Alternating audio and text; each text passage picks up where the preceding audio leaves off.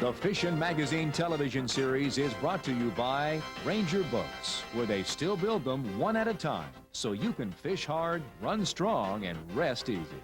Bass Pro Shops, where you get more outdoors for your money. Quantum and Motor Guide, the choice of serious fishermen. Rebel, Heddon, Bomber, Smithwick, Cotton Cordell, and Riverside Lures.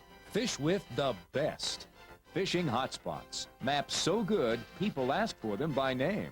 Pinpoint Network Fishing Systems, Lunker Lure and Hog Collar, Daylight Corporation, and Central Pro-Am Association, the leader in Pro-Am bass tournaments. Welcome to the Fishin' Magazine television series. We're in northeast Oklahoma on Grand Lake of the Cherokees. The weather's really hot, and we're expecting the fishing to be that way also. We'll be right back after this.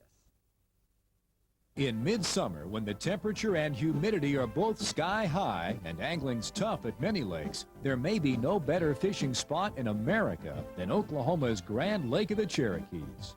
Year in and year out, it's one of the favorites of Central Pro-Am anglers, which is why more than 250 of Mid-America's best bass fishermen have gathered at Grand for the 5th stop on Central Pro-Am's 2000 Tournament Trail.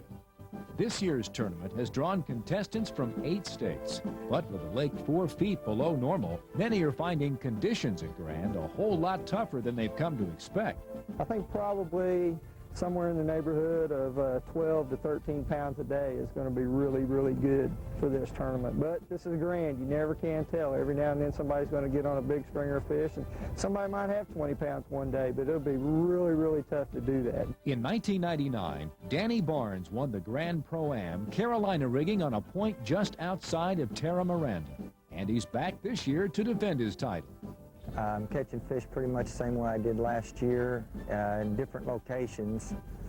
The places I was fishing last year is getting a whole lot of pressure, so I've been forced to hunt different locations, but the bite's a little tougher than it was last year because the lake was coming down and we had some good current last year while we were here, but the fish seem to be concentrated on deeper brush piles and drops more than they were last year at this time.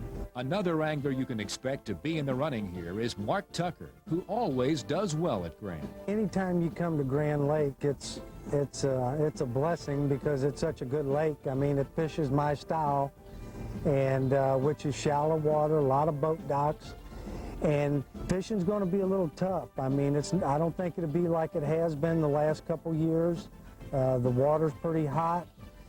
And I look for about 15 to 16 pounds a day to win the tournament. On the morning of day 1, the Pro-Am anglers are eager to get on the water. But they can tell by the sky that today is going to be just like the weatherman predicted, another scorcher. Alan Head won the Grand Pro-Am in 1996, and he's one of the favorites again this year. This morning, he's out with the first flight and begins fishing a series of open water drop-offs and brush piles. Before the sun is fully up in the sky, Head is already on a roll. And if he can keep this up, he's certain to be among the day 1 leaders. In 1999, Darrell Robertson enjoyed the greatest hot streak of any angler in the history of tournament bass fishing. After a discouraging start that year, the former Bassmasters Classic qualifier finished 3rd in the Central Pro-Am Anniversary Tournament on Grand in July and won $10,000.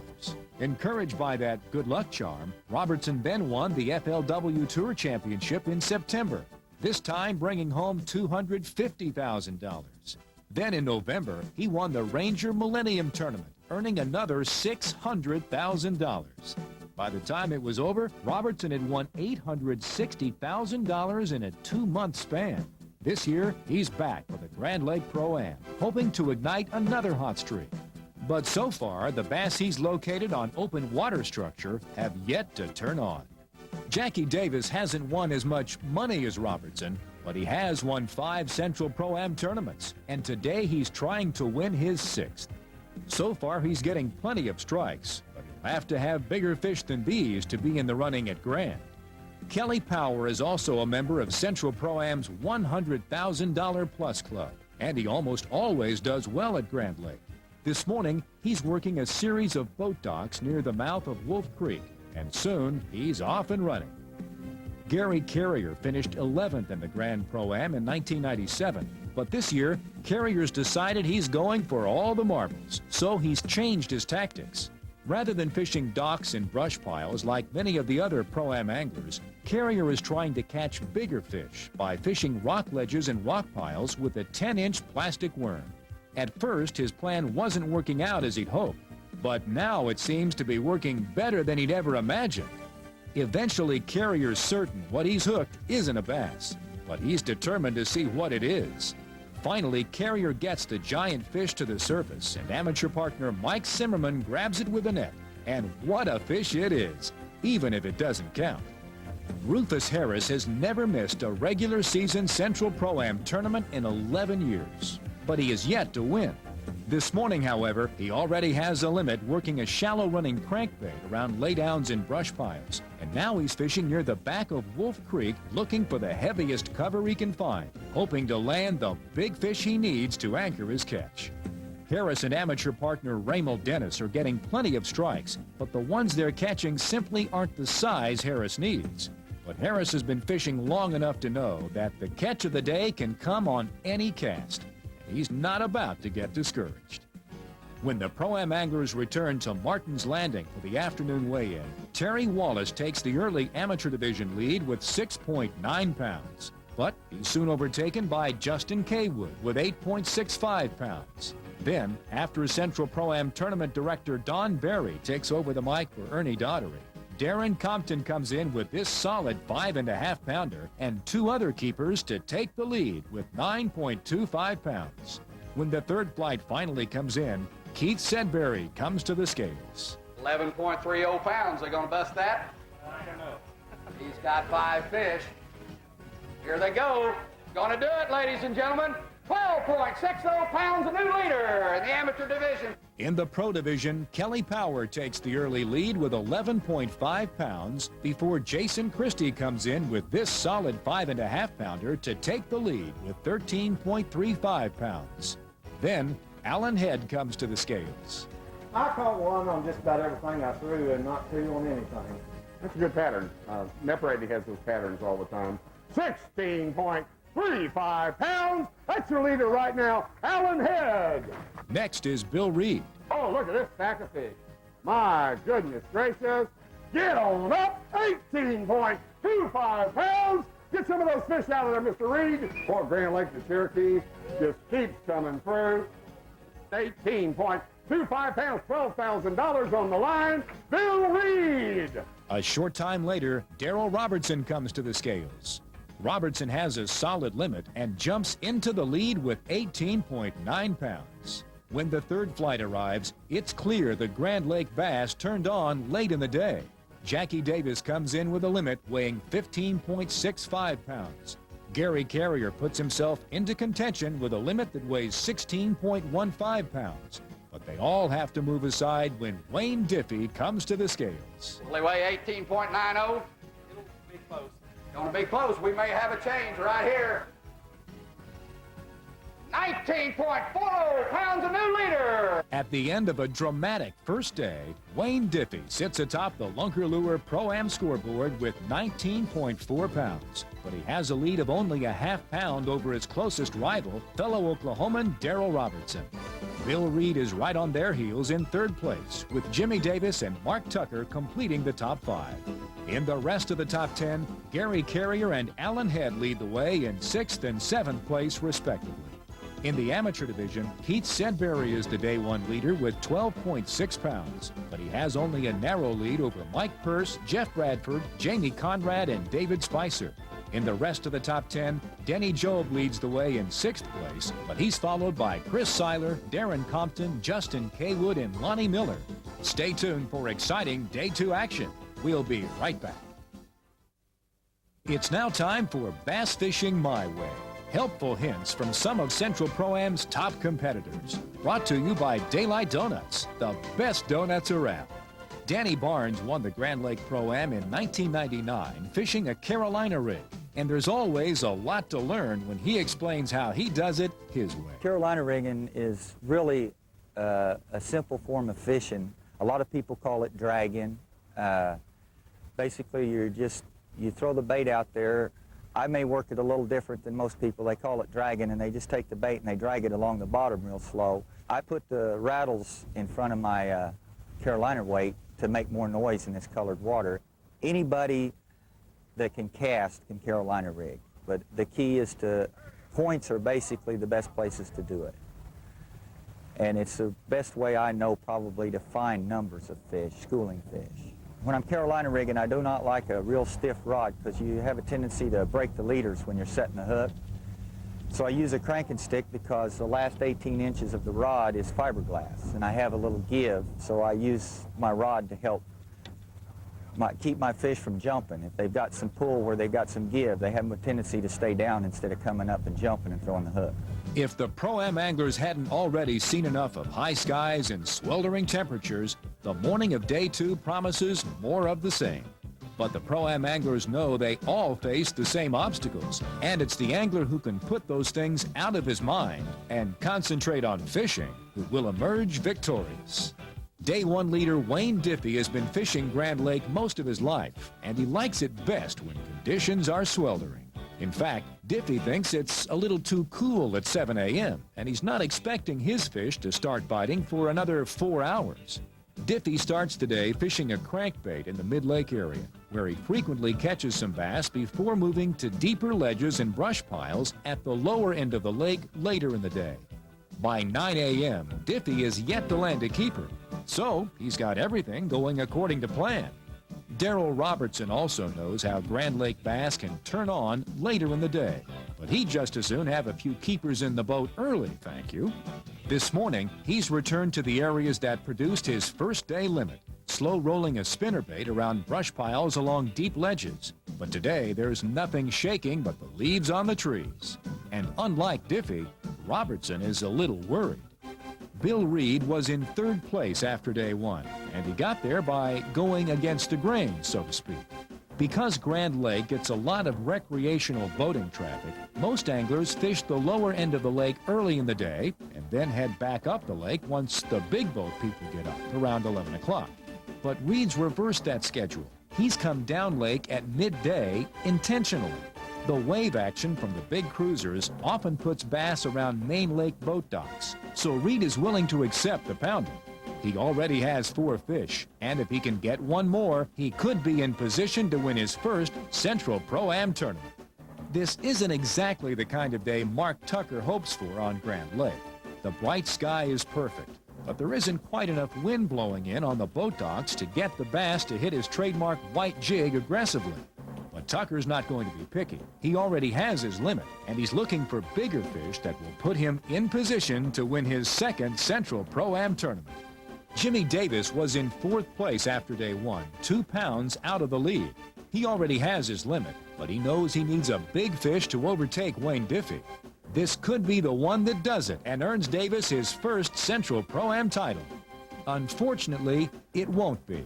A 3-pound drum is not exactly what Davis had in mind.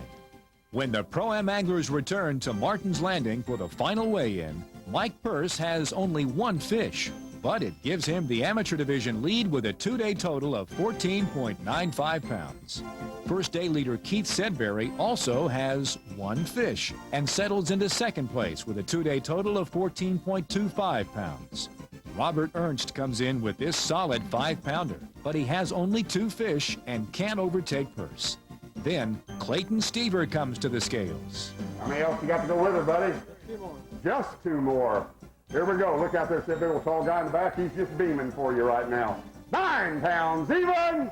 Gonna put you right in the top 10, young man. Good job. Big bass leader, Clayton Stever. A short time later, it's Steve Mitchell's turn. 6.65 pounds. Ladies and gentlemen, that's your big bass leader in the amateur division, Steve Mitchell. Whoa, look at this limit. Look at this limit. 13.65 pounds.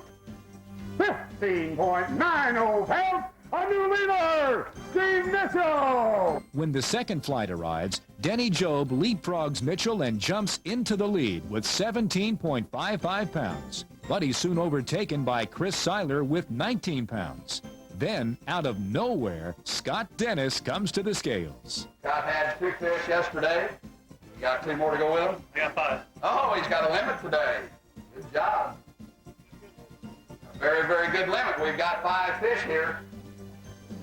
Looky here, 14.45 pounds. Ladies and gentlemen, we've got a new leader in the amateur division at 20.15 pounds, Mr. Scott Dennis. In the pro division, Gary Carrier gets things started with a bang.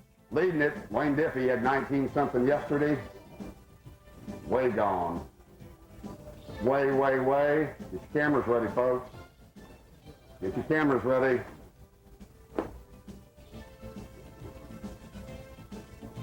My goodness. 17.90 pounds, 34.05 pounds. Gary Carrier, that's your leader. Next is first day leader Wayne Diffie. We had him yesterday, 1940. Have we got him today?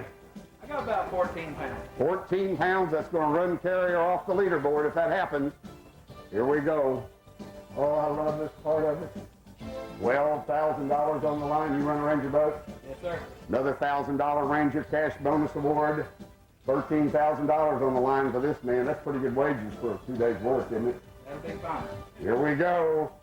Get it on up there. 14.15 pounds. Mark it. 33.55 pounds. Second place right now in the pro division. A short time later, Mark Tucker comes to the scales with his limit that weighs 13.2 pounds and moves him into third place. Terry Thomas was in 16th place after day one, but he jumps into the thick of the race today. Terry had 12.90 pounds yesterday. That one's 7.35. Damn, one big cup.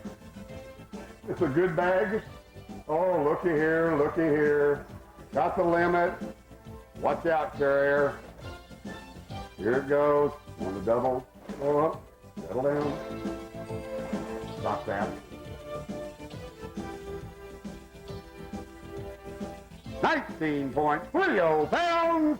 I believe it's third place right now. 32.20 pounds. Daryl Robertson's fish never turned on, but he comes in with 3 small keepers and settles into 6th place with a 2-day total of 28.05 pounds. When the third flight arrives, Bill Reed comes to the scales. We've got a limit today. Are they going to weigh a ton? Not quite as big as yesterday. We're going to need to weigh a little over 15 pounds here. Let's see what we've got. It's moving, it's moving. 15.85 pounds. Ladies and gentlemen, put your hands together. We have a new leader in the pro division. 34.10 pounds, Mr. Bill Reed. It's official now. Bill Reed wins his first Central Pro-Am tournament with a 2-day total of 34.1 pounds. Right behind Reed on the Lunker Lure Pro-Am scoreboard is Gary Carrier, who finishes second by the narrowest of margins, falling only 1 ounce short of tying Reed.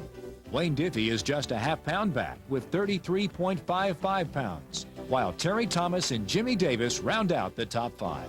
In the rest of the top 10, Mark Tucker leads the way in 6th place, with Daryl Robertson, Jackie Davis, Alan Head, and Bobby Sullivan close behind. In the amateur division, Scott Dennis's magnificent second-day catch carries him to his first Central Pro-Am title with 20.15 pounds. Chris Seiler is second with 19 pounds, with Denny Job, Darren Compton, and Steve Mitchell completing the top 5. In the rest of the top 10, it's close all the way, as barely a pound separates Mike Purse in 6th place from Gary Whiteley in 10th. Stay tuned for tournament winning tips from Bill Reed. We'll be right back. From the top, techniques you can use to catch more fish. Brought to you by Ranger Boats, where they still build them one at a time. I've been up here 3 weekends in a row, and I tried to establish a shallow early bite, and found some fish where I could catch shallow, which were some of the better fish early. And then I went and started flipping the docks and just fished as many docks as I could in a day. In the mornings, I was using a BB2 shad pattern, and I was running it into the stumps and stopping it, pausing it, and that would cause the reaction strike. In the afternoon, I would wait for the sun to get up and the wave activity, and then I went to a homemade 3/8 ounce white jig with a white Bass Pro Shocks XPS twin trailer. They hung on to that bait. A lot of times they'd swipe at it, and I was using a regular just a regular twin trailer. And I went to that XPS trailer, and I noticed I kept catching fish. I mean, they were hanging on to it, either eating it more.